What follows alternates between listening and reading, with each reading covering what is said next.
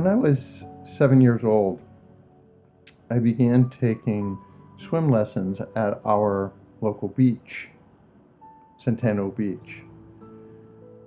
And each year, when it was time to move on from the beginners, I kept failing. And so this went on actually for a few years. That, 7, 8, 9, 10 years old, I was stuck in beginners. And my parents really couldn't figure this out, because when they would go swimming with me, whether it was at the beach or at the ocean,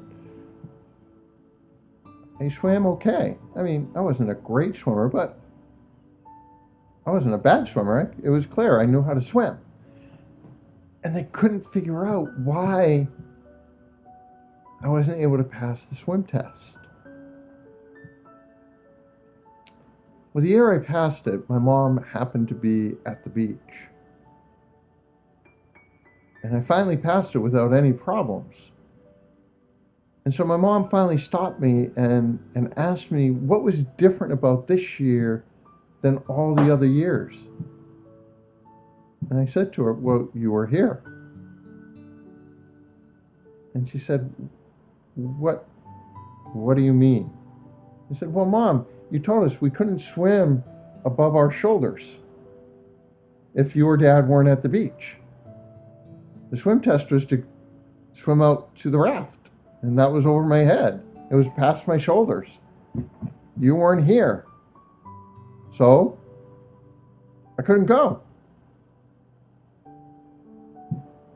My mom again explained to me, if someone in authority is telling you you can do that, then it would have been okay for you to do that.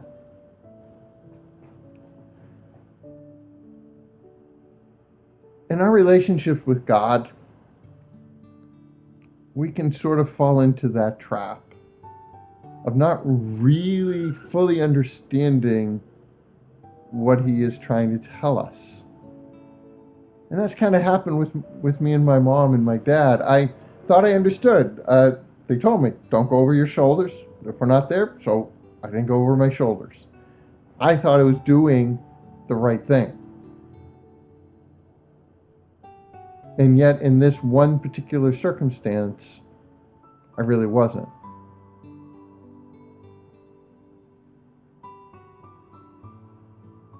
And when we think about God, it's so easy to try to do the right thing. And after a while to realize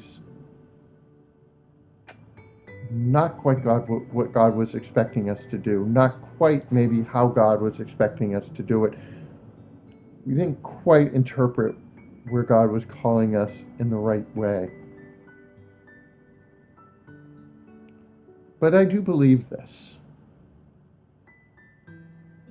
It's not always a question of getting everything 100% right, because quite frankly, that's never going to happen for us. It's more a question of where our heart is.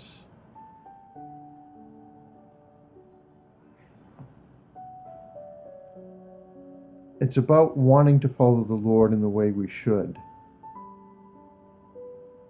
but not always accomplishing that. Case in point is someone like King David, who, quite frankly, did not always live the best life, did not always do everything the right way. As a matter of fact, he did some pretty terrible things. And yet, how did God describe him? His heart is always with me.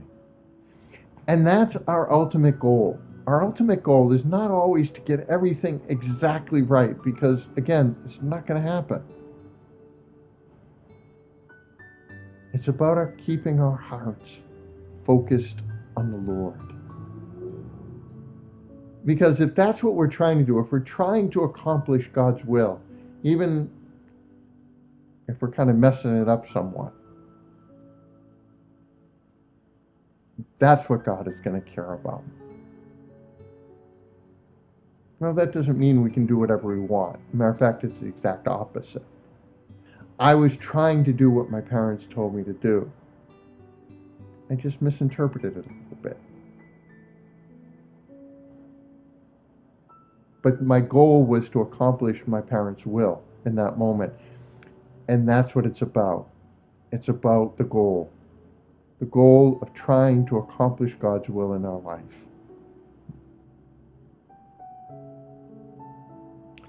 As we look at our lives then, and as we look at the journey, the path that we're on, God doesn't call us to the path of perfection. He simply calls us to the path where our heart is centered in Him. May that truly be the path that we're on.